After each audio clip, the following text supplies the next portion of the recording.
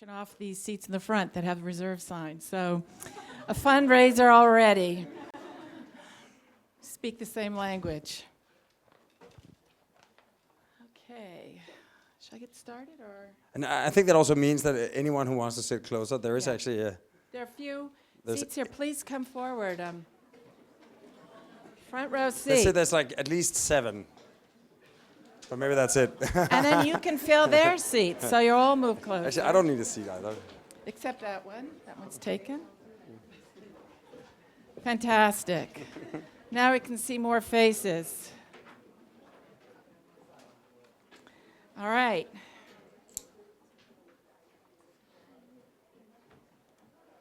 Oh, good. Not a shy crowd. Terrific.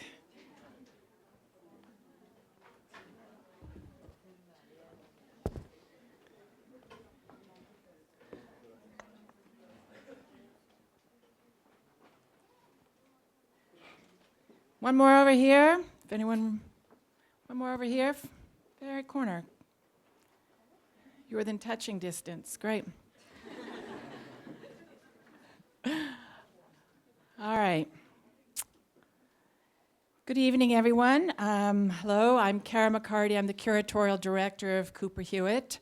And I want to welcome you and thank you all for coming this evening. I want to welcome those of you who are here, also those of you who are listening online, and also our special guest, Bjarke Ingels, and our tonight's Game Changer. Game Changers is Cooper Hewitt's program of conversations with influential and innovative practitioners, thinkers, and industry leaders across all industries of design. A special thanks and call out to Tim Brown, CEO of IDEO, whose generosity makes this series possible. Our next Game Changer conversation will be with Jeff Hahn, so subscribe to our newsletter, cooperhewitt.org, to be notified of that date and time. All of our Game Changer events have been sold out, which is great, so be sure to keep tracking that date. Bjarke Ingels. Bjarke Ingels is founder of BIG in 2005 in Copenhagen. He opened BIG in New York City in 2011, and he is one of the most innovative and sought-after architects today. And in fact, it was 5 years ago I first encountered Bjarke Ingels when he was competing for a project. And at the end of the competition, he was jetting off to Venice, but he handed me his card and he said, I'm going to be moving to New York. And we were just talking about that, and it is staggering to think of all that he has done in just the last 5 years. He's 41 years old, and I think any one of his projects would be the envy of any architect. So among his prominent commissions to date are 2 World Trade Center, the final building on the site, Dryline in Lower Manhattan. He's a partner with Hewitt Studio for design of Google's new headquarters and Smithsonian Institution South Mall campus. Bjarke is a self-described pragmatic utopian. He is author of the book Yes is More, a manifesto of architecture told in comic book form. Earlier this year, Toshin published BIG's Hot to Cold and an Odyssey of Architectural Adaptation, which accompanied an exhibition at the National Building Museum in Washington. He cites Nietzsche and Charles Darwin as important influences on his architecture thinking. From ArchDaily, I quote, "To Bjarke Ingels, conflicts of society are the main ingredients in the analytical work of creating architecture. Instead of looking at the conflicts of a given project as limitations, Ingels presents the architect's task as finding a way to incorporate and integrate differences, not through compromise or by choosing sides, but by tying conflicting interests into a Gordian knot of new ideas. He says, we often give clients something they hadn't imagined, but is still what they want." His numerous awards include Wall Street Journal Innovator of the Year Award in 2011, the Golden Lion at Venice Biennale in 2004, and the Urban Land Institute Award for Excellence. more than 1.8 million views have been for his 2009 TED Talk. And without further ado, I'd like to welcome Bjarke.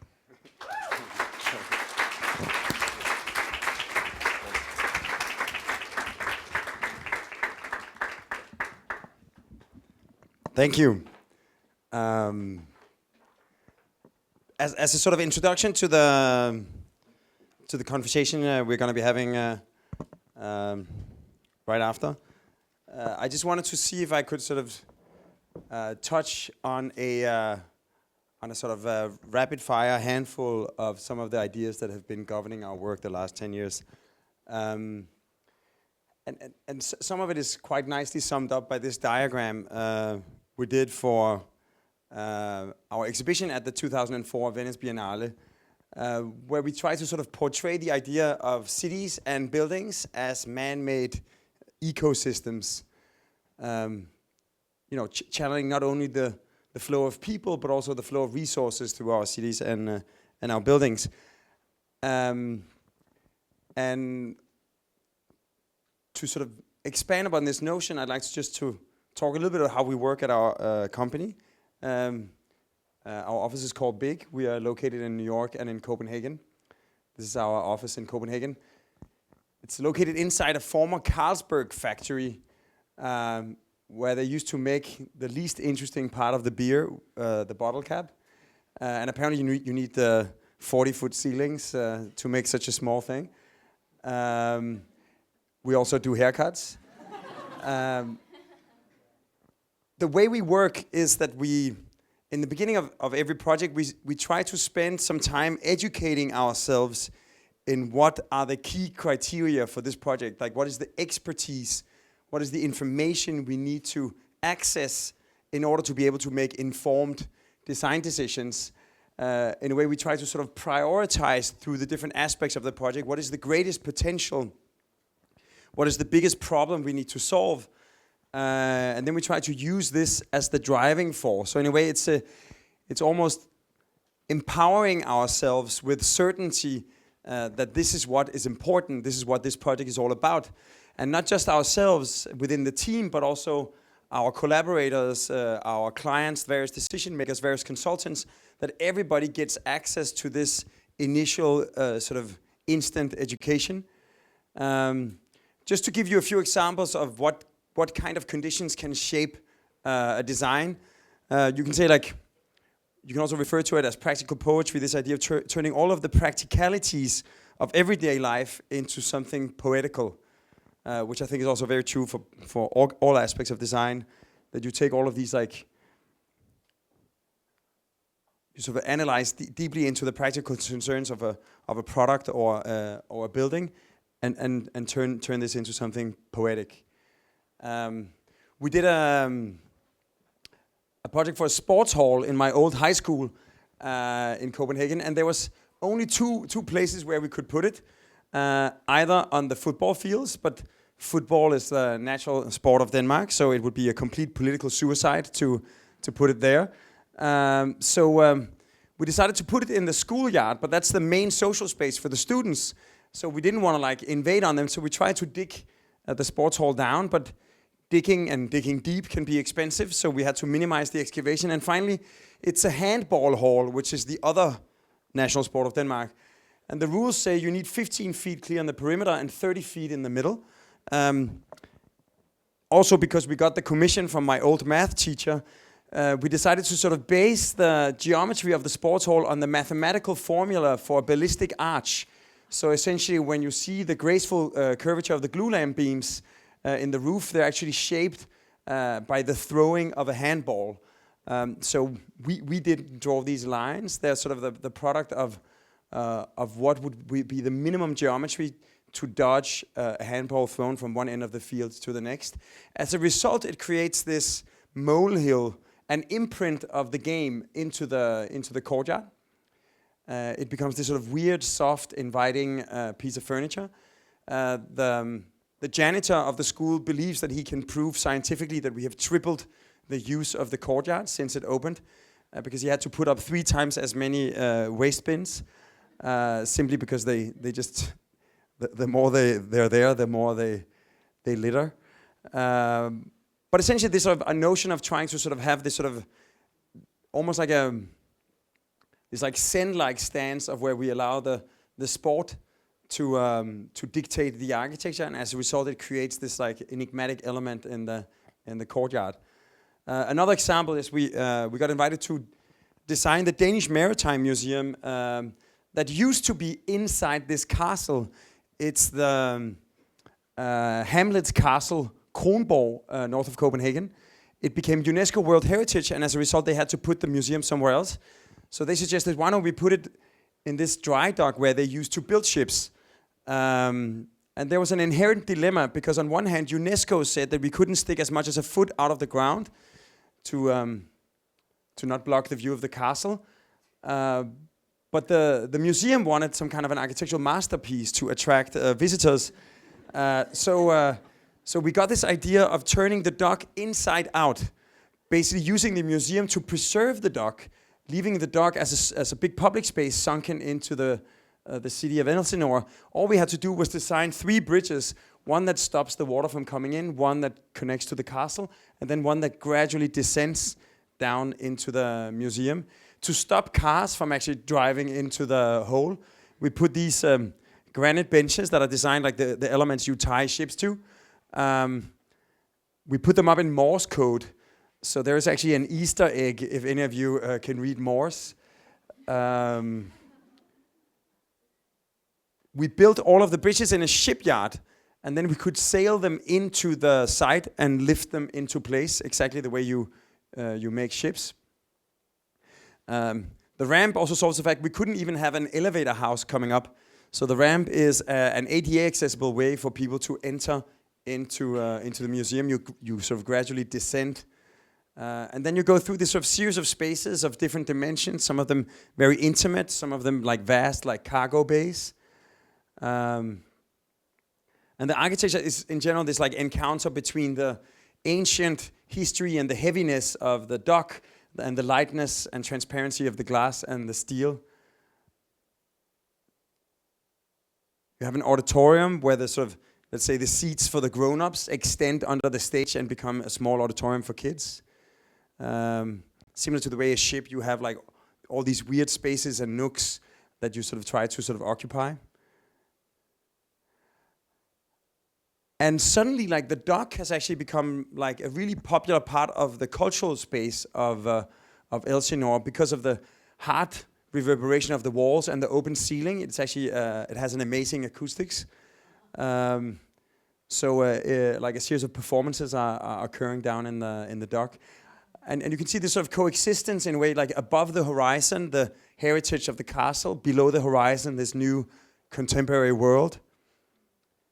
This is this sort of inverse Titanic moment. So basically, the whole idea of like, let's say in the sports hall, it's the minimizing the impact on the courtyard while sort of accommodating the sport. For the Maritime Museum, it's the coexistence of the history of the UNESCO World Heritage and this new world. That become the driving forces. But like once you've established what the critical criteria is, that you don't necessarily have the answers yet. You need to make a lot of, proposals. You need to make a lot of tests. You need to build a lot of models to be able to see if something is working.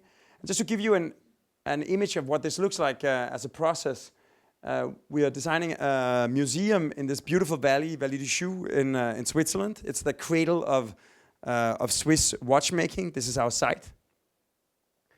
It's going to be a museum for watchmaking funded by Audemars Piguet, the watchmakers, one of the few watchmaker companies in Switzerland that are still on family hands. And the site is basically the workshop where they 150 years ago started their watchmaking in the attic, and you also have their current headquarters. And our first thought was like, let's try to sort of blend in between the existing buildings, sort of almost as a stealth-like exercise. We sort of almost like connect the dots of the two existing buildings. But the more we looked at it, the more it felt like more like an annoying alien that sort of butts in between two friends that have been sitting there always. So we thought sort of maybe we should stay low and be part of the landscape at the back. One idea was to connect the galleries of the space program into this sort of village of connected galleries. Also, there's like a linear chronology of the exhibition, so we thought maybe you can walk from gallery to gallery and end up in the attic.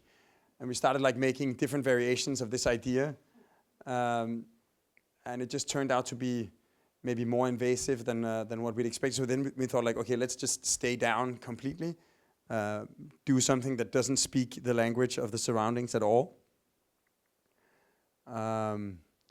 And then you can see sort of gradually the process takes on sort of a life on its own.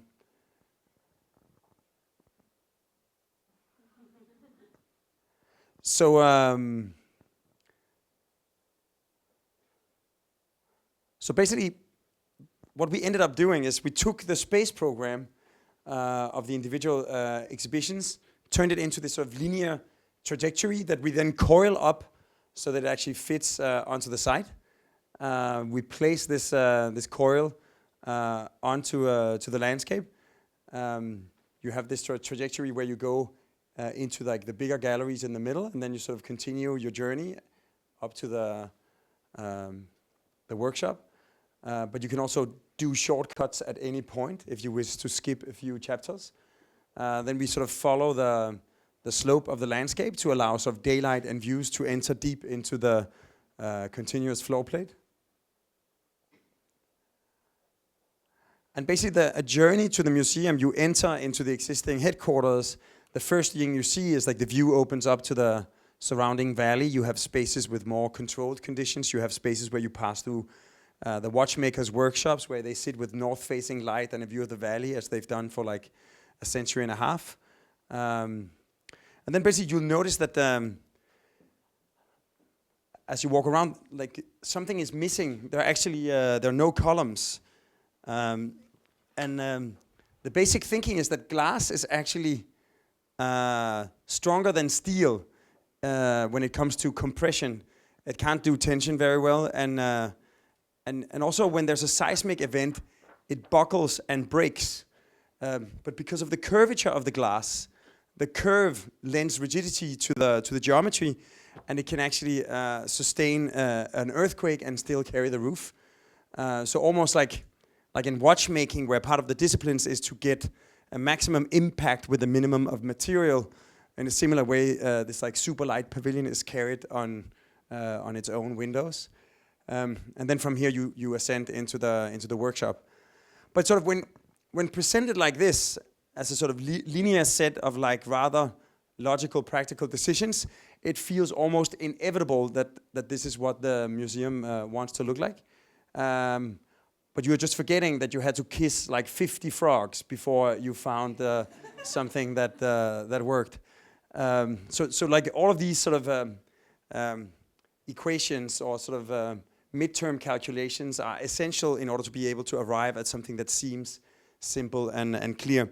One thing that we often work with is also, as Cara mentioned, this like bringing together of what seems to be mutually exclusive elements or typologies. A few examples: we're doing a museum in a sculpture park full of like there's an Anish Kapoor, there's like an Olafur Eliasson, and we could place the museum where we wanted in the park. And you have sculptures on either side of this beautiful river. And we thought, why don't we actually turn the museum into a bridge so you can really make it part of a continuous loop through the sculpture park. The paths of the park extend into the museum. You have on one side a stack of 3 galleries, the top one being a sculpture gallery with skylights. And then the skylights sort of tilt 90 degrees and become a panoramic window of the neighboring mill. And then you sort of continue through the rest of the sculpture park. So in a way you can almost see it as, you know, a museum that is also a bridge, that is also a sculpture in a way in its own right. As you walk through the sculpture park, it might just be the biggest sculpture. From certain angles, you might not even notice that it's a building. And this sort of idea of hybrid characters It's also something we've experimented with here in New York on the west side. This sort of striking new silhouette of the skyline of the city, that is essentially an attempt to combine the density of a Manhattan skyscraper with the communal space of a Copenhagen courtyard. Or essentially, that's why we call it a court scraper. It creates this like rather striking silhouette that has a height of a handrail in one corner and the height of a high-rise in the other. It creates this sort of oasis in the middle of the city. This is what it looked like a month ago. And actually 2 weeks ago, a friend of ours took this photo from the airplane to Newark, and I promise there's no Photoshop. It makes the architect really happy to see something like this. Another part of the skyline of the city that we are working with right now is Lower Manhattan at the World Trade Center. We're doing the final silhouette of the World Trade Center, the Tower 2. And one thing that has happened, like this area is really the encounter between the financial district, or what used to be the financial district, somehow after 9/11 and then after the meltdown in 2008. A lot of the financial institutions have moved elsewhere, but you have like these sort of tall skyscrapers of the financial district. But then it's also butting up straight up against the Tribeca with these sort of more varied city blocks. And we asked ourselves if we could imagine a building that could be sort of equally at home in both neighborhoods. Also, there's this change of the kind of companies that move to downtown. We just moved down there in April. And this building is going to contain like TV studios and film studios. It's going to contain like big newsrooms. It's going to have like more sort of classic executive floor plates. And our basic idea is to just take these different buildings, each tailored to their specific programs, and combine them vertically so that towards the memorial, where you're definitely inside the World Trade Center, it has the same sort of straight-laced character as the other towers, except it's actually expanding towards the top. But from Tribeca, it becomes this more sort of abstract bundle of individual buildings within the building, with these huge hanging gardens, giant terraces, where the life inside the building can sort of extend to the outside. And some of the content that is being manufactured inside the tower comes out of the ground. And then as the tower starts expanding, the down-facing undersides, the overhangs, become part of what projects the character of the building to the outside. And I think sort of an interesting point is that when you make a building, or like when you make any kind of public art, and architecture is always public because it's sitting outside in our cities, no matter what you intended when you designed it, once you put it out there, it belongs to everybody, and their interpretation is going to be as good as yours. So when we presented this, we were quite anxious, not least because of the heritage and the significance of the site. The 2 days after announcing it, I received a letter from a man who was the brother of one of the firefighters, one of the first responders at 9/11, who gave his life at 9/11. And he just wrote that he liked the design very much, because to him it was a giant staircase to heaven, and commemorating the heroic stair climb of the first responders, and maybe sort of an ascension to heaven of the innocent souls that died at 9/11.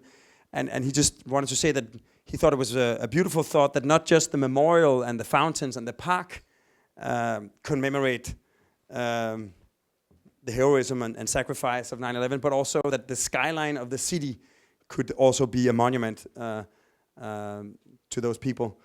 And I had to tell him that we had absolutely not thought about this, but now it's almost hard to see the building, at least when you see it here from uptown, without also seeing that potential symbolism. That brings me to the last sort of category of projects that I'd like to talk about, like 3 examples. Basically what we call social infrastructure. And the basic thinking is that we all know that infrastructure can have a negative impact on the environment. Like, this is where Granville Bridge touches downtown Vancouver. It splits up in a trifork, slicing up the site into these like useless triangles. And we were asked to sort of take a stab at seeing if we could turn this into a neighborhood. There's some contrast missing, but you're gonna have to imagine. But essentially, we started like sort of mapping down the different constraints, the setbacks from the streets, then there's setbacks from the bridges. Then there's like 100-foot setback from all of the bridges because the city wants to ensure that nobody looks straight into the traffic of the bridge. Then there's a park over here where we can't cast any shadows. And we're sort of left with 6,000 square feet of almost useless floor plates. So then we were thinking, if the minimum distance of 100 feet has to do with setback of 100 feet has to do with the minimum distance from the home to the car. Once we get 100 feet up in the air, we could actually grow the tower back. Imagine sort of as you drive over Granville Bridge, it's as if someone is pulling a curtain aside, sort of, welcome to Vancouver. It has this feeling of a genie coming out of a bottle and sort of expanding, almost like a weed growing out of the cracks in the asphalt and then blossoming as it gets daylight and air. It's quite similar in the way that it's shaped by its surroundings to the Flatiron, for instance, where you have the intersection of the diagonal of Broadway and the sort of straight-laced grid of Manhattan. And at some point, the rise in real estate value combined with steel structure and elevators made it now the namesake and landmark of a whole neighborhood in Manhattan. So we sort of taking that idea, but maybe taking it one step further. Somehow the name the Flatiron hasn't caught on yet. But essentially this sort of this idea of trying to turn the sort of the constraints and the impact of the bridge into an asset. Also, we can put shops and offices and restaurants between the bridges. They can be closer than the homes. And there we are trying to sort of see if we can turn the underside of the bridge into an asset, like an urban canopy. We're working with Rodney Graham and a series of Canadian artists to turn the underside of the bridge into what you could call the Sistine Chapel of street art. A gallery turned upside down, just like in Grand Central Station here. When you look up, you see like beautiful decorations, sort of star configurations, and here you'll see contemporary Canadian art.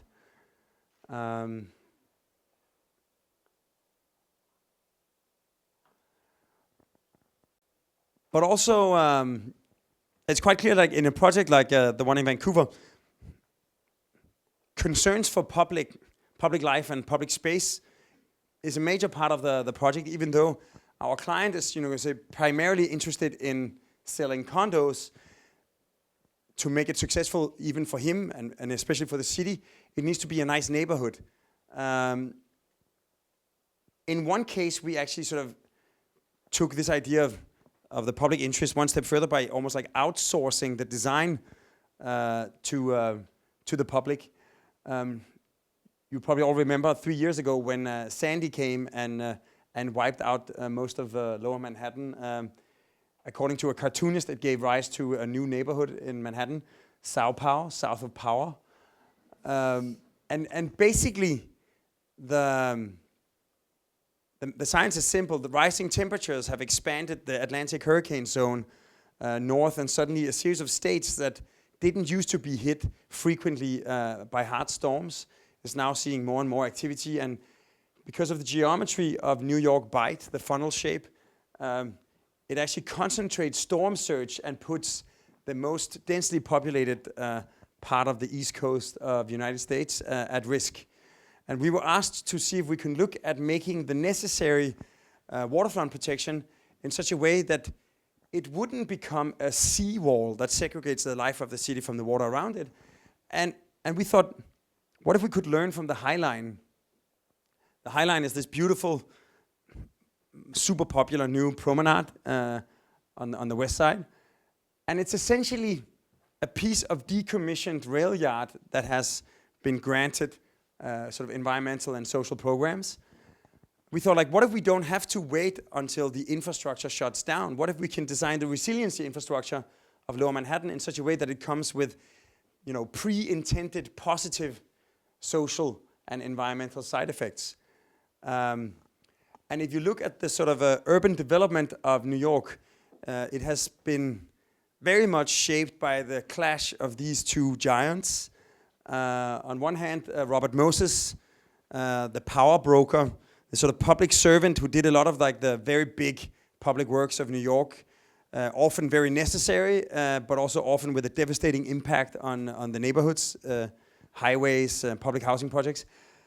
At some point, he wanted to run the Trans-Manhattan Highway through Greenwich Village, and he encountered resistance from Jane Jacobs. She rallied the local community, and in a sort of David Goliath moment, she defeated the plans and saved the village. So what we thought was, what if the Dryline, as we call this project, could be conceived as a love child of Robert Moses and Jane Jacobs? Because essentially what you need, on one hand, you need 12 miles of contiguous waterfront protection to resist an incoming flood, but to make it socially successful, it needs to happen in a close dialogue with the needs and the requirements and the concerns of the individual communities. So we actually reached out to all of the communities, all of the NGOs, all of the foundations inhabiting the waterfront neighborhoods. And together with them, we've designed this idea of the Dryline as a chameleon where the necessary flood protection takes shape to actually become positive for the environment in the form of pavilion or parks. So we've made a short film where you can see the people we worked with from the different community groups, hear their experience of Sandy, their concerns for their future neighborhood and what it might turn into.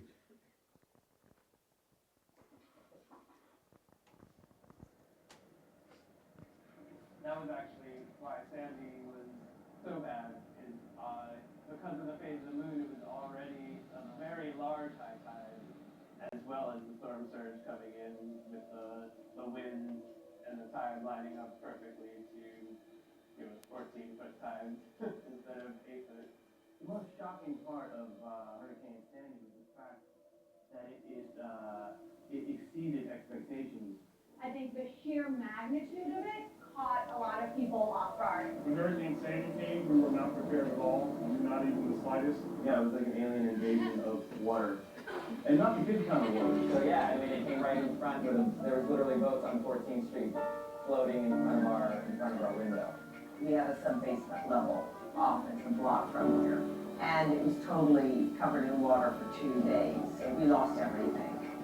Everything. We're really concerned about another storm and the flooding that's possible, and we think that the next time it's going to come even further inland. I'd like to see some type of flood protection in this area. That's going to happen. More vulnerable, obviously, being close to the water. Something that we bring like more walks, different walks of life. You know, another escape from the busyness and the hustle and bustle.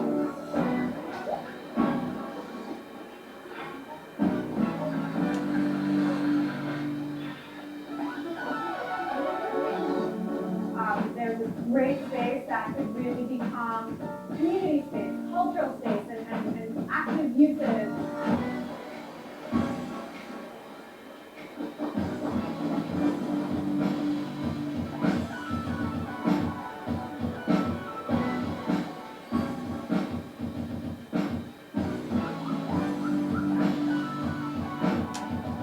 Everyone enjoys space. And in New York and other congested cities, it's hard to come by.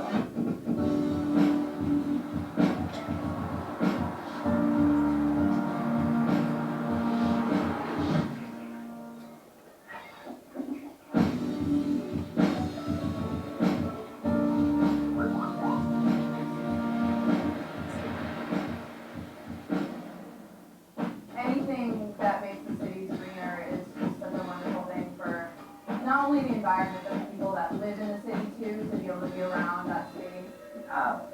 The plans, the vermi, the sense of how it can become into the natural landscape itself, how we want to program that is really the next challenge.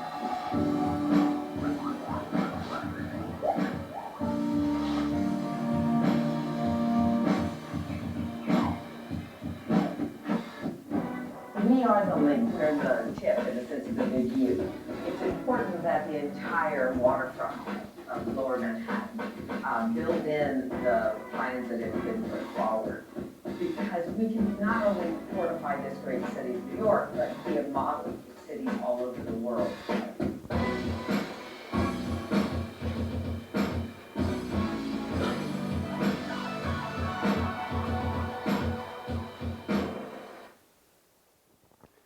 So this project has actually been decided upon, and we're working on the first portion, the East River Park, that's scheduled to break ground in 2017. As a last example of this, something that is actually already being built, that I think really sort of manifests this idea of social infrastructure, is what could be the new landmark of Copenhagen. And it's not a cultural palace or royal palace, it's a power plant that turns household trash into electricity and district heating.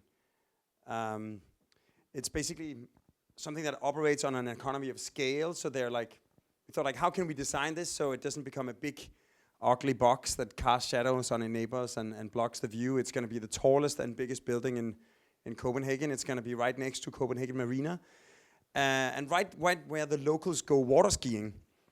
So we thought like, how can we turn this into a positive asset for this neighborhood? And speaking of skiing, Danes love to ski. We have snow, but we have absolutely no mountains.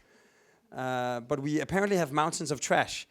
We have to go 6 hours by car to south of Sweden, and we can actually do 2/3 of Isaberg because of the size of the power plant. We know how big the different machines have to be, so we can just design the envelope so it becomes like this sort of continuous descent, complete with landscaping, pine trees, hiking paths. So I think to everybody's surprise, we actually won the competition based on this idea. Suddenly we had to figure it out. And just to give you a sense of scale, it's twice the length of an Olympic half pipe. So it's actually a pretty significant piece of hillside. You might have noticed that Denmark won 0 medals in Sochi. We hope to actually change that, because now we can start practicing at home.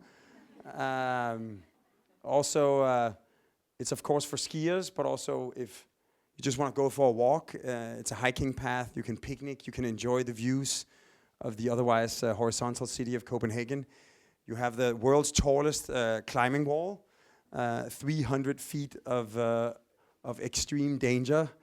And basically it's coming so close to completing this sort of idea of cities as ecosystems, because not only do we harvest locally resources, daylight, air flows, water flows, but also together with the city and the city sense of Copenhagen, it creates a metabolism that turns waste into electricity and heating.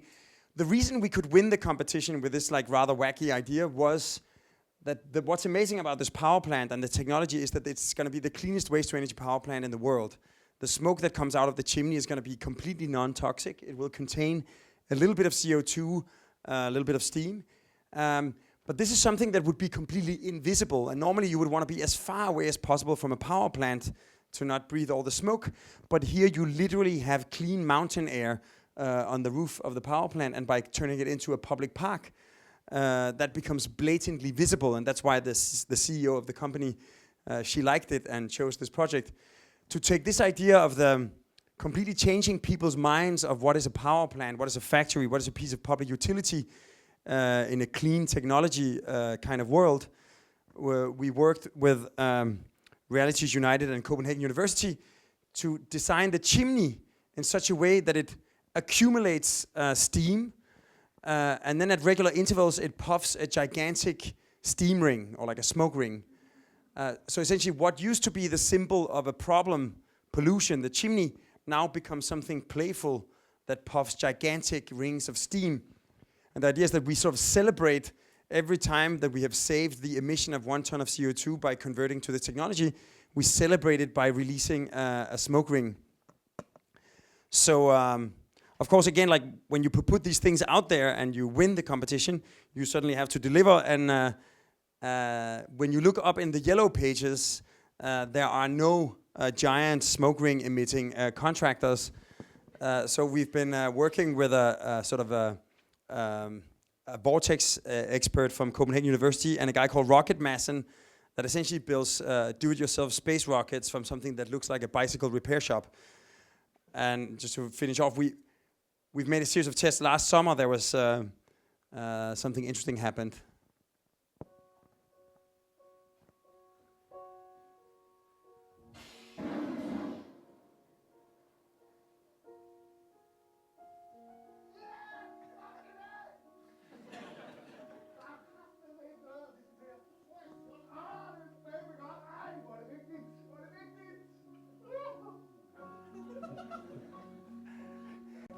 So what I like about this idea of the smoke ring is that it's like, even though it seems silly, I think it's a kind of an important sort of and very real symbol of this sort of idea that at the core architecture is sort of the art and science of turning fiction into fact. That you sit in the studio and you like brainstorm these ideas and you come up with something that is a pure figment of your imagination. It's just something you made up. And then you spend the next like 5 to 10 years like solving all the problems, like getting all the permits, doing all the technical documentation, securing the funds. And then finally, you know, it becomes a concrete part of our everyday reality. So in that sense, it has this sort of world-changing aspect. And I like this idea that in 2017, when the ski slope is open, and you know, let's say a person from China travels to Europe for like a few months, then they can come back and then they can say, you know, like Europe is very interesting. You know, like in Venice they have paved the street with water, and you sail through them in gondolas. And in Copenhagen they ski on their power plants that turn household trash into electricity and heat, and where the chimneys puff gigantic rings of steam. And that's just how it is in Denmark. So I think this sort of world-changing aspect also means that, as a reminder, that every time we're sort of invited to intervene in a situation, in a neighborhood, or create a building, that not only do we have the possibility, but we actually have the responsibility to make the world we live in a little bit more like our dreams. And on that note,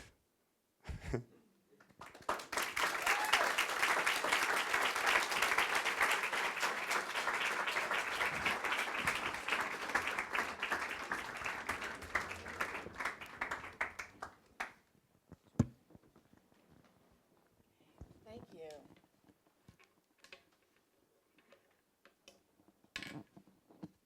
Hello? Can you hear me? Great. So thank you very much, Bjarke, for that amazing presentation, and also giving us insight into your work and your inspiration and your goals. And I'd like to spend just the next few minutes exploring a few of your themes and why we selected you as a game changer, and then I'd like to throw this out open to questions from the audience, which I'm sure you have a lot of. But I read that developers like to choose you because you weave the practical with the fantastical. And I think we've just seen that throughout your presentation. And I'm just wondering where that may have come from in your training. I mean, I had a professor at the Royal Danish Art Academy called Jens Thomas Arnfred, this sort of like a real hippie kind of 60s dude, and he said a few they have a company called Vandkunsten. They've done a lot of social housing, and they had one funny motto, which was like, it doesn't matter what it costs as long as it looks cheap.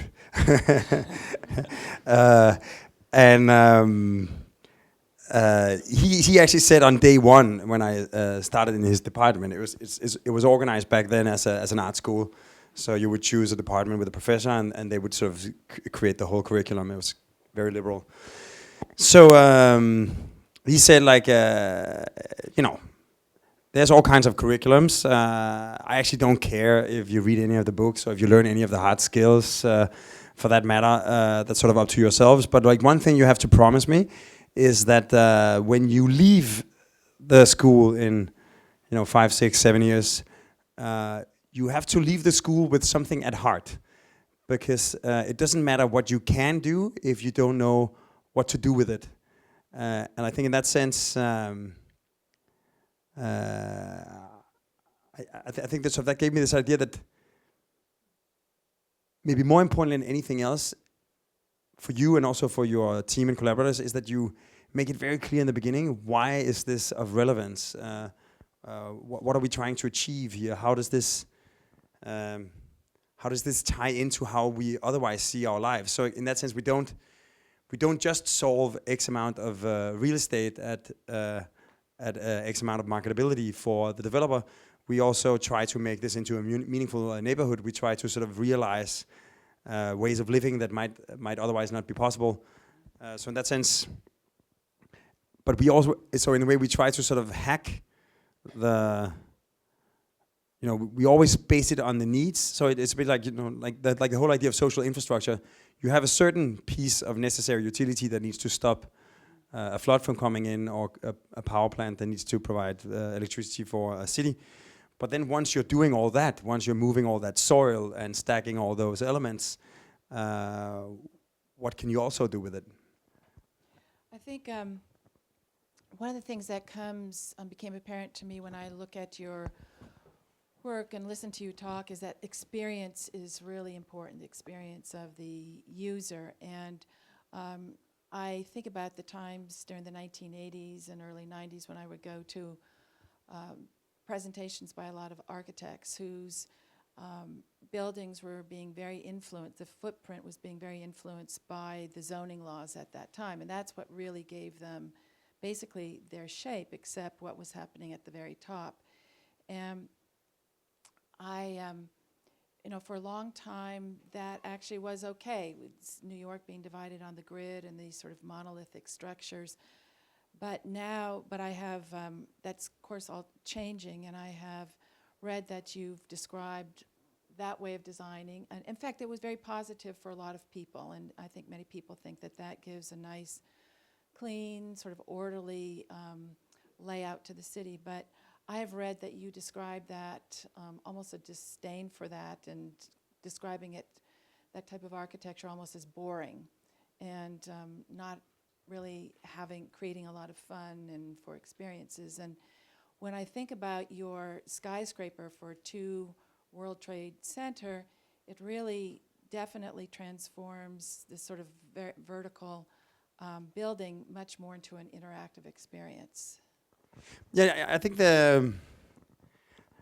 again, like it's very true. Like for instance, like skyscrapers typically, like it's quite funny. Like our office is now the penthouse of 61 Broadway, which is building from 1916. So it's like a zoning law extrusion of a chateau with an awning at the top, and you can just see that it's like a typical sort of Parisian whatever chateau of like 5, 6 floors that has been extruded to 33 floors, and then of course there was 120 Broadway, which was an even bigger version of this that caused so much contempt that it created the setback zoning law in 1916 that created the sort of ziggurat silhouettes of certain pre-modern skyscrapers. Then came modernism, Seagram, U.S. Steel, Chase, all these like perfect sort of logistical masterpieces with an optimized core and a sort of ideal leasing depth and like a brilliant, elegant single idea for the curtain wall that are like quite beautiful in their own right. And quite often, the early generation of them came with a lot of generosity, like the floating lever house with the sculpture courtyard and sort of. But then at some point, that sort of degenerated first into just like generic extrusions, and then with increasingly inelegant facades. And then it was so boring that it triggered postmodernism, where to sort of compensate for the lack of intentions in the architecture, you started putting like weird Roman symbols at the top and columns at the bottom. And then came, I don't know, some contemporary version where I think architecture has been shaped a little bit like a certain insecurity or lack of confidence, that in a way anything that looks too bold has been sort of seen with suspicion, and as a result you get all these little sort of like mildly inexplicable moves. That means that at least you can't say the architect was being arrogant, because it wasn't just like one blatant idea, it's a lot of like insecure moves. So I think, and that's where we are now. So like, I think for the World Trade Center, we really tried. Actually, the zoning has been speaking a lot, but it was literally the fact that unusually we actually had the client, the tenant, because typically these office towers are just for business, generic business. So therefore you draw like one nice floor plan that somehow fits with the core and with the envelope, and then you repeat it 80 times until you run out of density. And I think in this case, we actually had like a super specific program for half the building that would be impossible to accommodate in the sameness of a traditional skyscraper. And in that sense, we actually had something to work with. Also, I live in Tribeca for like another 2 weeks. Then I moved to Dumbo. But I could walk basically from my house on Franklin Street down West Broadway until I hit the 2 World Trade Center site. So I will be walking in Tribeca until suddenly I'm in Financial District. And we really had this idea, the address of the building is going to be 250 Greenwich. So so it is a building that is actually standing in Tribeca on one side, and therefore has a completely different setting. And then when you go to the other side, it's the huge memorial, and it's like this colonnade of brand new skyscrapers. So there was also like a demand or like a desire to make a building that would somehow be at home in these two radically different conditions. Fascinating. I would love to ask you a little bit, you're thinking about the public involvement in architecture today, because your 2 World Trade Tower Center was originally, as we know, slated to be a Norman Foster building, and then your building came along and it gave death to the Sir Norman Foster's building, and we know that that was initially a very active public process after the tragedies of 9/11. There were there were competitions, there were exhibitions for the public to voice their opinions, etc. And what do you think about the public process in general? I mean, I think increasingly, and of course, like the bigger a project is, the more impact it has on its surroundings. And in certain cases, like for instance, like with the Dryline, because you can say if you ignore public concerns, and I don't think we should turn architecture into a democracy. I don't think we should sort of vote about it. But also, it shouldn't be like a dictatorship where it's, you know, it's just going to be like this. It should be somehow a meritocracy where the idea or the proposition that merits the most is put forward. And I think public process has to do with harvesting specific knowledge from the neighborhood. Just like if you're doing something that has to do with waterfront protection, you speak with coastal engineers. You speak with environmental engineers that can give you good estimates about what kind of water level rises should you design for. And then you should speak to the people in the neighborhood that are going to be living next to it. Sort of how do they use their neighborhood? And if you're going to like move some dirt around, is there a few wishes we could fulfill while doing so? On what are their greatest concerns about having a project like this? What are the things that they have now that they like, that they're afraid of losing? Or what are the things that they like now that they would like more of? So in that sense, you should consult the public as experts, because I mean, experts in their own concerns and desires, and then you should accommodate that. But I think at the end of the day, it's important that, because there can also be like this sort of populistic idea that, you know, everybody should like, and then you get like designed by committee, and then, you know, you can imagine like 500 people trying to hold the crayon at the same time, and like what kind of a drawing that's going to look like. So I think at the end of the day, it's important that the role of the architect is to be the one that has the expertise in translating all of these sometimes contradicting demands into something that seems to fulfill all of the concerns, ideally, that has been stated. But you can't make these big projects without getting a lot of positive as well as negative feedback. One of the things, by the way, how do you keep abreast of all these latest thinking and research and cutting edge thinking about climate change? And you know, it seems like every project you have to involve a lot of new expertise. Yeah, I actually think that I normally sort of compare, because I think it's there's a serious professions that turn my. No, I think it's working. Yeah, excellent. No, I did turn it off. Is it? It's back. That's good. One of the professions that is very much like architecture, I think, is journalism. Especially in the beginning, like if a journalist has to write an article about something, he or she needs to call a lot of experts to get an understanding, needs to speak with a lot of people that have been involved in this case or in this story to get around the story and access it from a lot of different angles.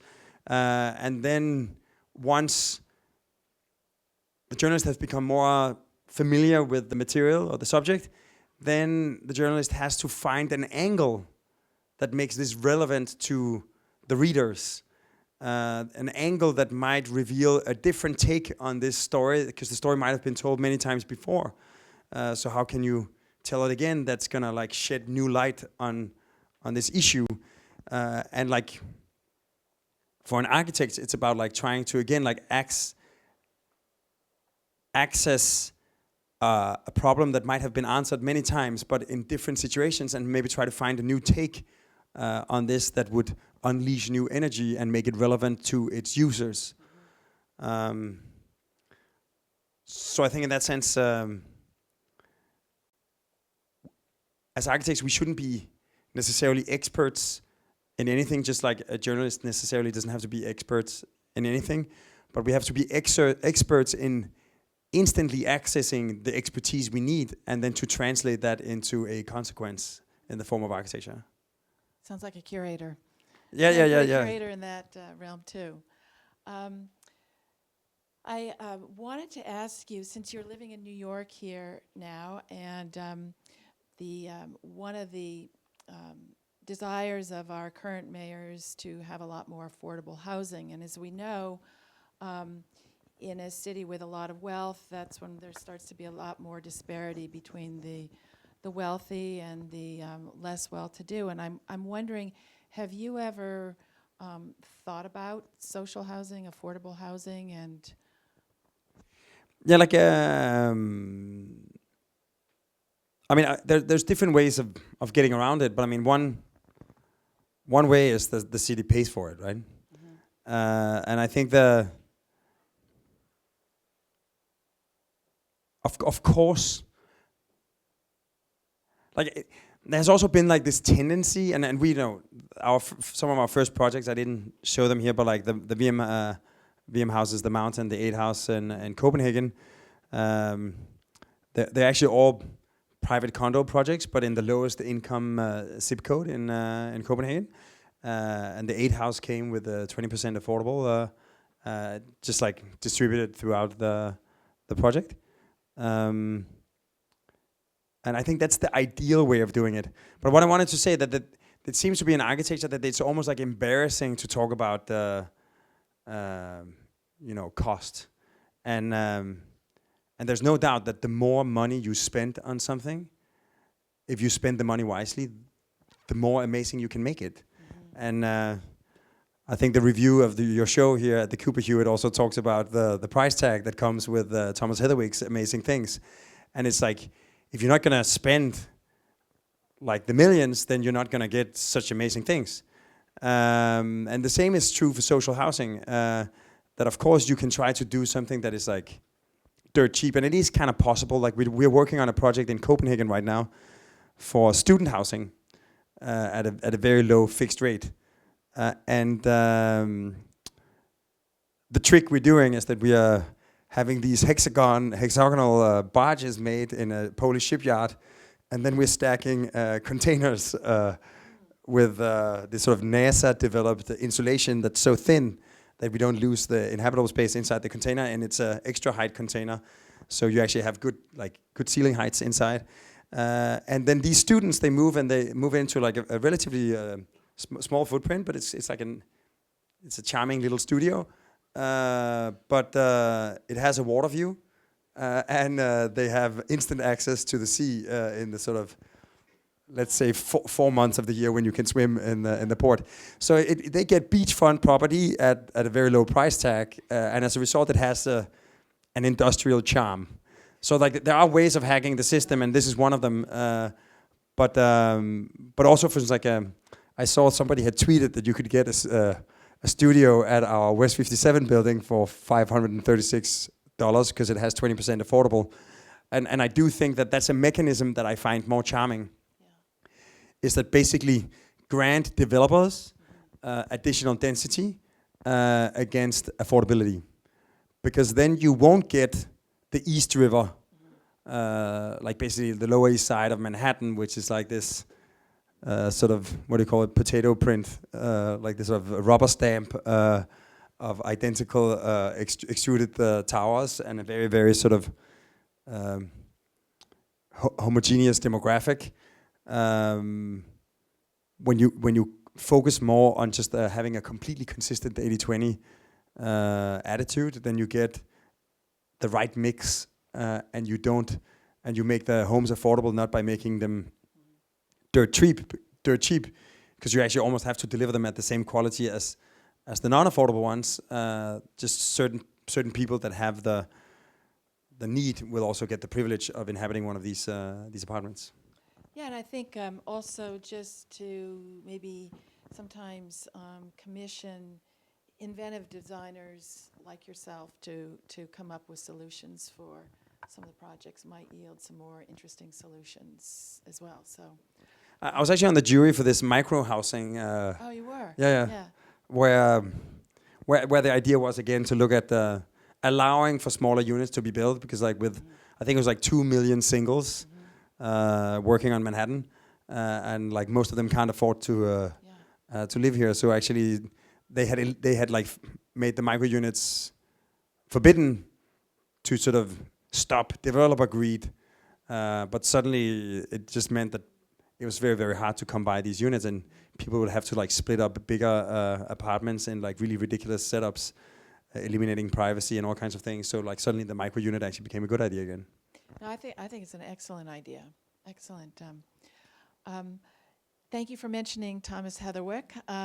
We do have a exhibition on the 3rd floor here on Thomas Heatherwick. It's up through January 4th. I wanted to give that plug if people hadn't seen it yet. But you didn't mention the Googleplex. Can we go there a little bit for a moment? Yeah, sure. Okay, great. Because I'm sure that's on everyone's mind, and of course I'm interested to hear a little bit about your collaboration with Thomas Heatherwick, because that's always fascinating to hear as part of the design process. So maybe you could say a few words about that, and then we could talk a little bit about the Googleplex. Yes. I mean, the reason I didn't show it is actually because the images that have been sort of approved for public sharing are not like super current, although the design is still within the spirit, but I think it got infinitely better and quite different. So that's why. So they're little like one thing that I definitely learned after moving to America is the the meaning and the omnipresence of NDAs. I had to ask what it meant the first time I was presented one. But we have done nothing but signing NDAs since arriving to America. So you can say, I'm sure we can talk about this around. Yeah, sure. But I literally never signed an NDA before coming to America. Would you believe that? It's pretty Yes, amazing. I would. I haven't done anything Yes, but I signing would, them as a matter since. of fact. But we went through the selection process, and somehow they narrowed it down to that they thought it could be interesting to work with Thomas Heatherwick, and they thought it could be interesting to work with us. And then we had a chat and said, like, why don't we try to do the master plan together, see how it flies, and we had a great time looking at this like huge 2050 year projection of what could Google look like if they're growing tenfold in Mountain View and surroundings, including like researching quite seriously into radically alternative ways of moving around in a city, not just driverless cars, but sort of other more sort of Jetsons-esque things.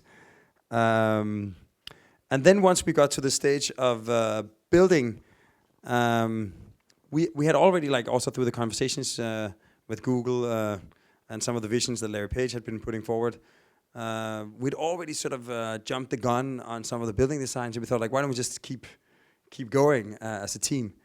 And it's been going on for like a year and a half, and it's been a very sort of refreshing experiment, I think, for both offices. Like, actually, at day one, we sort of decided on a certain uniformity in our material, so that it would be impossible to distinguish, in a way, which team member from which office had created which piece of material. So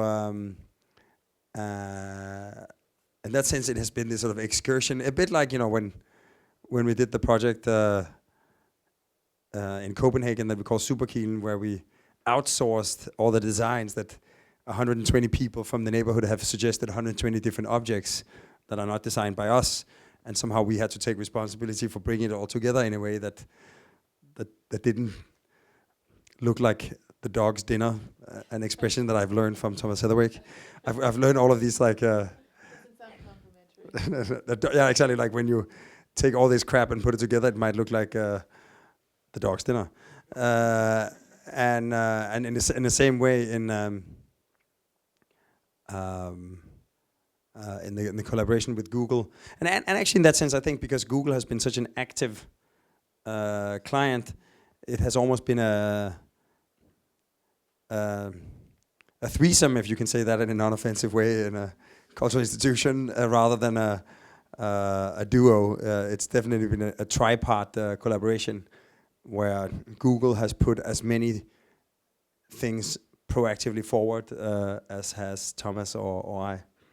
But actually, from my experience on working with on projects, the building, the adage that the building is as good as the client is really true. So, but one of the things that I was struck by in the renderings, the early renderings that were released, is it was really this almost ethereal landscape, and there was an emphasis on including the public, not in the process, but in the final design. Is that true? Yeah, I think one of the things we found is that when you take like the main streets of downtown Mountain View and the surrounding blocks, and you compare it to the Googleplex and the buildings where Google has staff sitting now, they're equally in size, and Google is only growing. Yeah. And when you look at all of the cities of Silicon Valley, it's true for every single town. There's an equivalent tech campus of similar size. So this like old notion of a corporate campus or headquarter building that sort of is just for itself and shuts itself off from the surroundings won't really work when companies grow to this scale, and they have to become a neighborhood. They have to become a community. Also, Google has been very actively seeking that in the zoning it could be opened up for like having residences, so housing and like work and restaurants and shops would sort of blend together, be more 24/7 active, and some of that is being granted. So part of our project is that we're actually looking at making some residential developments tied into the whole project. But then you get this sort of interesting thing once you talk about sustainability, and different interests might not agree on what is environmentally friendly. So even though in the big picture, the best way to make a sustainable, both environmentally and socially sustainable neighborhood is to mix the functions. So you don't have all the people working here and then they drive to where they sleep and then they drive to where they shop. You want to blend these things. You minimize traffic. You maximize usage. You also make a more safe environment. Like there's basically no reason you wouldn't do it. But in this case, there's like certain environmental activists that are afraid that any people living there as their residents might have cats that might eat some of the birds that also live there. And then you get this like contrast between the big picture and the little picture, and how do you reconcile that? What I find fascinating also about the project is that it's that openness and that engagement in the community is so counter to the attitude at Apple's headquarters, which is in the neighboring municipality, the Sir Norman Foster's donut shape, which is really, I understand, is going to be very close to the public, as well as to Frank Gehry's new complex for Facebook. So I thought that was really quite interesting, having it open. The other project, and I'm going to turn it over to the audience, I've got to ask you about, because we are part of the Smithsonian, is how is that going? Maybe you could say a few words about that, because I'm not sure if everyone is aware of that. And of course, I am eager to see. Yes, it's actually going through the public process right now in terms of like the public, the different public entities that need to look into it. I mean, even when we started it, one of the board members of one of the members of the steering committee said that welcome to the Smithsonian, the most heavily regulated piece of real estate on planet Earth. And it's true, because like not only is it, there's like federal zoning, there's like the national monument, there's like a whole series of like listed buildings, a lot of like heritage. The National Park Service. The National Park Service, and then beyond that, there is actually this sort of series of most of like a lot of the Smithsonian has been like funded through various gifts and donations, and these donations comes with certificates that restrict what you can do for perpetuity to all kinds of things. So it's like a minefield of things you can't do, and then of course. And actually, in this case, we were granted the commission based on an interview round where we presented relevant references, but also like how we would go about it. And I gotta say, it was a pretty radical selection committee, because we were up against some pretty significant household names. And at that point, when we got the commission, we hadn't completed a museum yet. We were still in construction with the Maritime Museum, so it was pretty ballsy that we got the job. I was quite happily surprised. But then we got access to all the different chief curators, all the different directors of the different museums in the South Mall campus, and we spent like 3 months designing absolutely nothing, just mapping out the constraints, mapping out the criteria, mapping out the needs, the concerns, the utilitarian requirements, the things that had to be done, the things that would be good to get done while doing these things. And together with the steering committee, we sort of established a set of criteria. And then we started designing. And it was kind of a dream process for an architect, because we only had to submit the final conceptual master plan and the designs for the different buildings after like almost a year. Which means that typically in a competition situation, you have like limited you have like often because of anonymity, you have zero access to the client. Because like, you know, what if they say something like, you can ask some like pre-digested questions. Then you have some client consultants that have been hired to try to distill the needs into a brief. But that brief, to even like get to a program, it's full of so many assumptions, and it's hard to see which of these assumptions are actually hard requirements and which one of them are just something that they came up with so that they could start doing a brief. And then you end up making all kinds of guesses, wild guesses, and then you submit something, and then you just wait. And then maybe you win the competition with the design, that once you actually start having a direct dialogue with the client and the different, you start really understanding the constraints, you realize that a lot of the stuff you put out there doesn't really make so much sense anymore. But now that's the competition winning scheme. So in a way, you're almost like legally bound to do it. So there's all that. And in this case, we had like this reiterative process where we would arrive at meetings with different designs, and eventually the design with the sort of gently sagging Init Hauptgarten that dips down and creates access to not just the castle and all the visitor amenities, but also brings daylight and view down to the Sackler and the African Art Museum that are currently these huge collections underground, but with hardly anybody knowing. At least nobody passing by would ever go, because it almost looks like this like little pavilion that's almost the scale of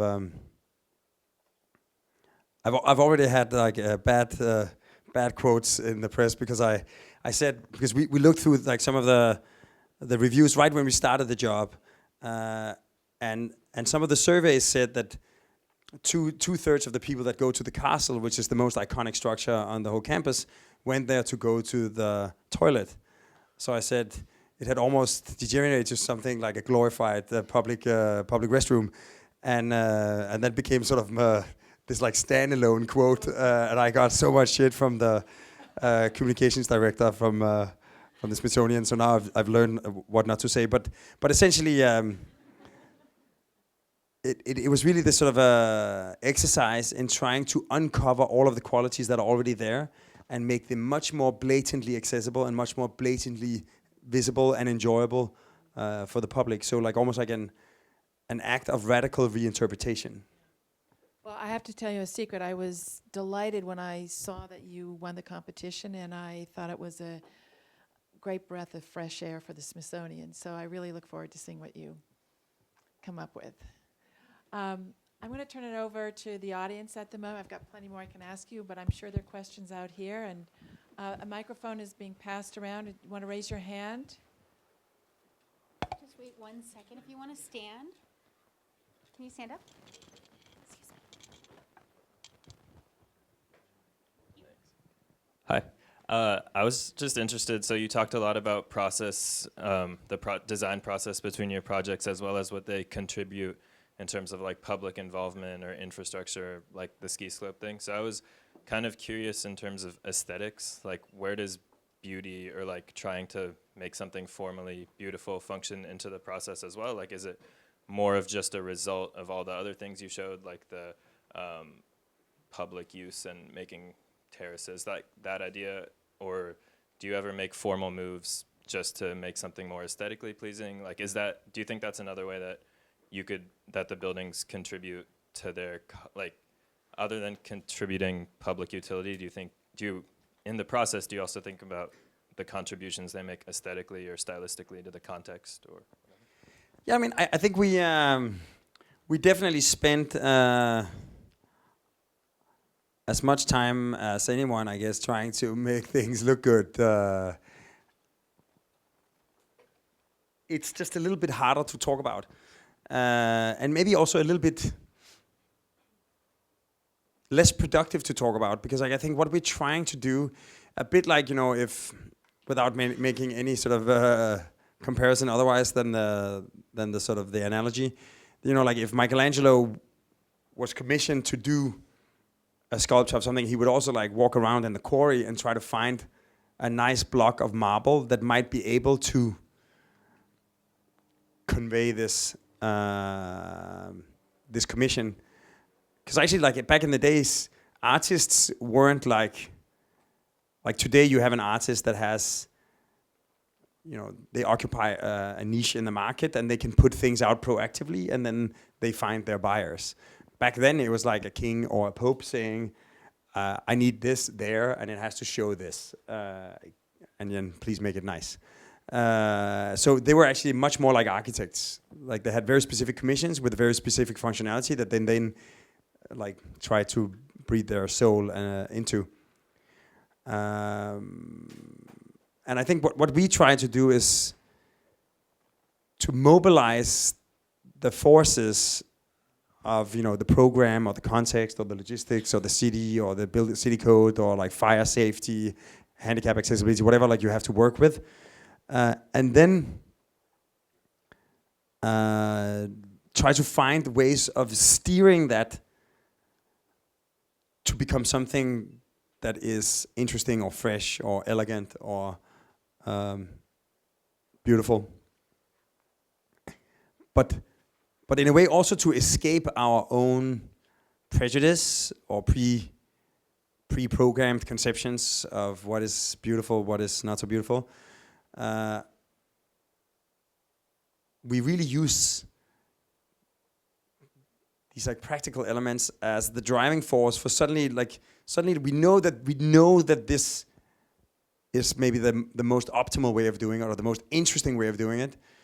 It looks a little weird, but maybe we can use that weirdness to create something that has more personality. And I think even when you talk about one of the sort of most blatant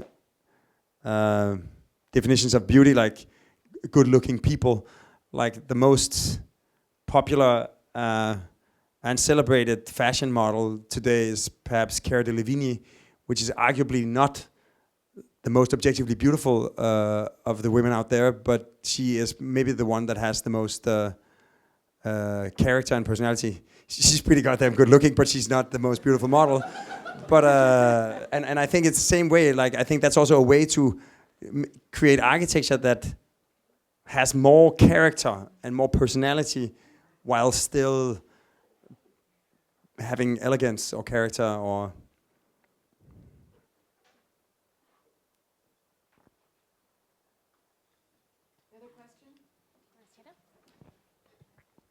Hello. I was wondering if you believe that if you believe in a transparency of scale, and if you approach projects of different scales, perhaps similar to Mr. Heatherwick, with a similar process. So whether it be large scale or small, do you apply the same system of exploration and design?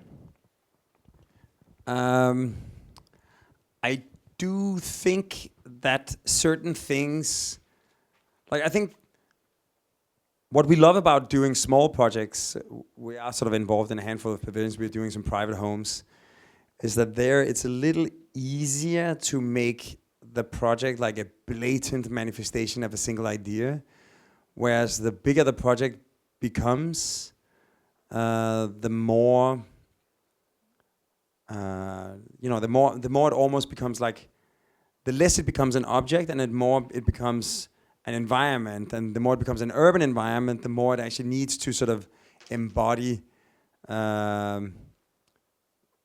diversity, surprise. So in that sense, I think there's a similarity in the process, in the way we ask the questions. But I think the answers necessarily have to be quite different at those different scales. And I think also like sort of Arne Jacobsen, Danish architect and designer, he was a fantastic product designer, and he's still like like the egg, the swan, the seven, the ant. But like down to his cutlery that from Space Odyssey 2001, the astronauts are eating with Arne Jacobsen cutlery. It's like everything he did, it's like so like insanely good looking and gorgeous, and still today, it still seems fresh. but his architecture was not like super interesting. Like he did the Hotel Royal in downtown Copenhagen, which is kind of a bad but elegantly designed and detailed copy of the Lever House, but without the hovering podium and without the courtyard in the middle and without all the cool things of the Lever House, but arguably with the more beautiful furniture inside. So I think also like sometimes I think it's very rare. Like Jørgen Utzon, the other great Danish architect, the designer of the Sydney Opera, is like cooler than any other architect, like the best architect Denmark ever fostered. But his furniture designs are so insane and sort of overly quirky, detailed, absurd. So I think sometimes it's very different sensibilities that makes you succeed at the different scales.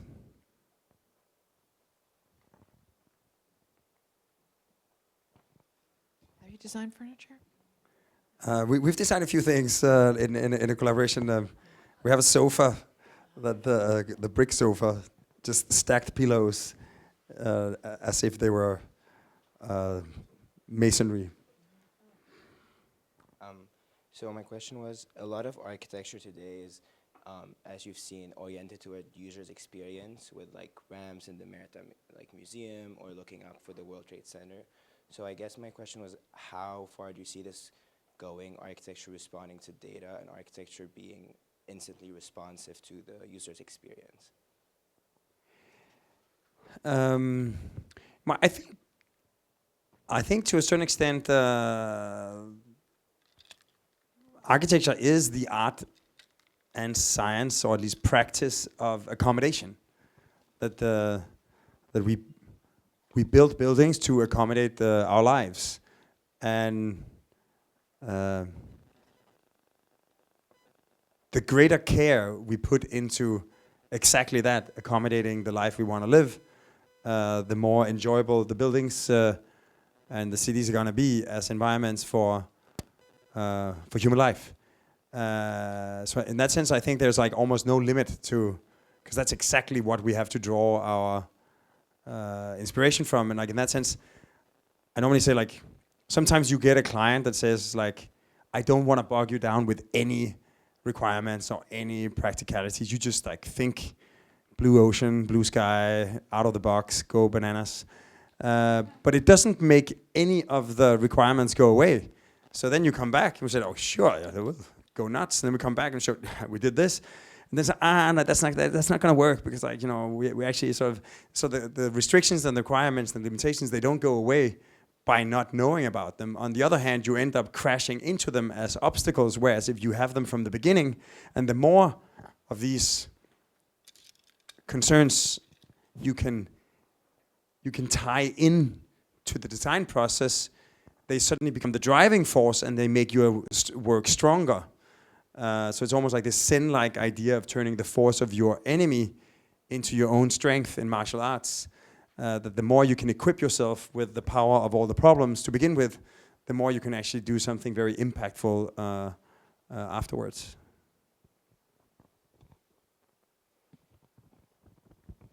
Hi, Bjarke.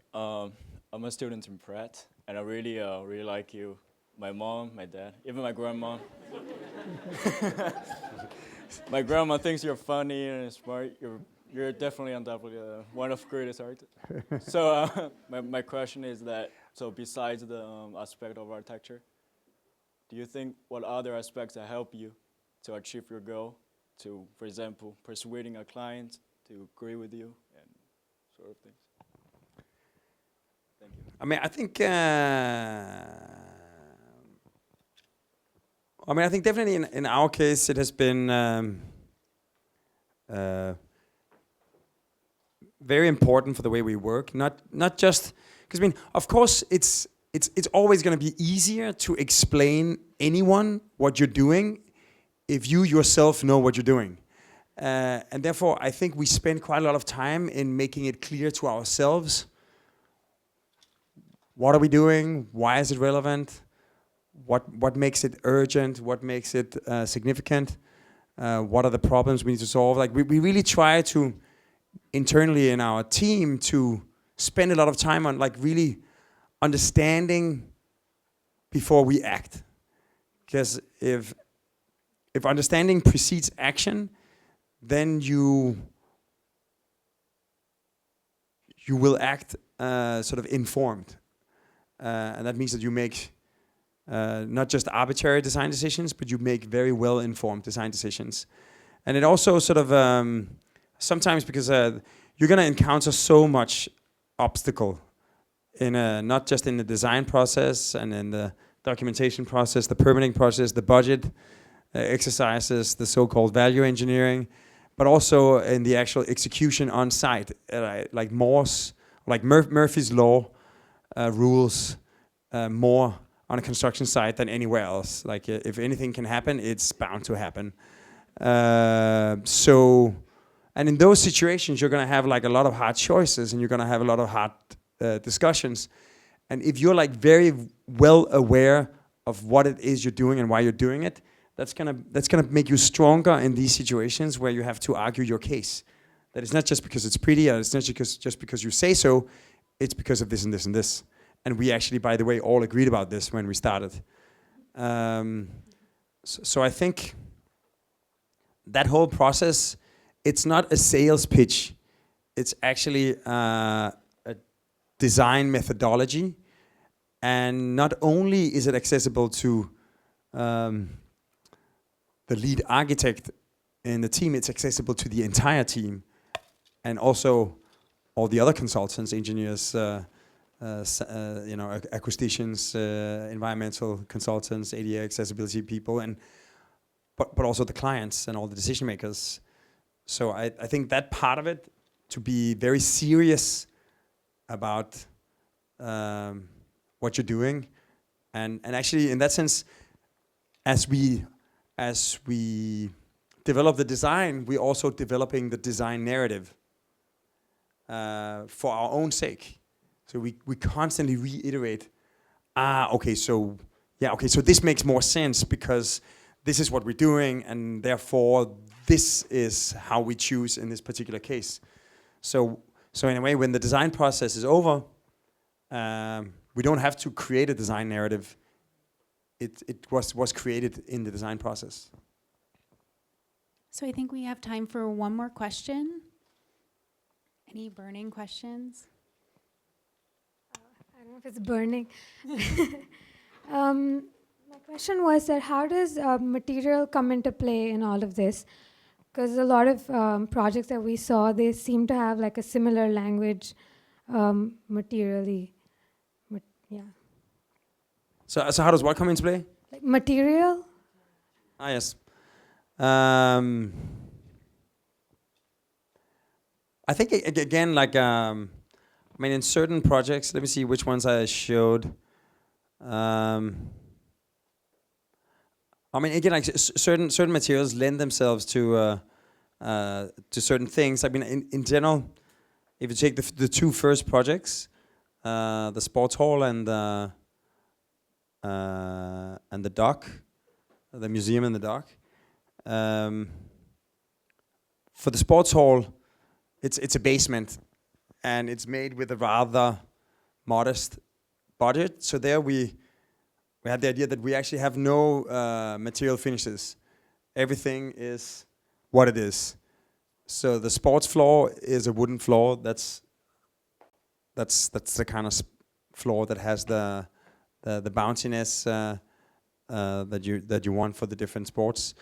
The concrete walls are the retaining walls. We made all the corners rounded, so you don't have any dark corners. We wanted to mitigate the fact that we're in a basement. And then the ceiling, it is the glue lamp structure that is the ceiling. And then along the perimeter, we managed to put in a perimeter skylight that washes between the glue lamp beams down along the walls. So the walls, even though they are, heavy and concrete, they actually glow in the sports hall. So I think there was some kind of a very sober attitude towards materials, and also it's like these are young kids. They're like potential vandals, all of them. So It's a very durable building. In the Maritime Museum, we wanted to preserve the materiality of the dock as much as possible. So in that sense, we didn't even, like even the repairs, the necessary repairs we had to do, because like we cut some holes there. We decided that because it had been an active dock for more than half a century, and then it had been dinged quite badly here and there. And the way that they would repair those damages would be by cutting some kind of arbitrary rectangular shape, and then casting that in so that you could totally see the patch. They didn't try to hide it anyway. And we decided, okay, that's where we have to make necessary repairs. We're going to use the same technique. And that just means that now you can't really see what are the repairs we did and what are the repairs that someone else did. And then because the rest of the architecture is about bridges, we use steel, and the surfaces you see are metal.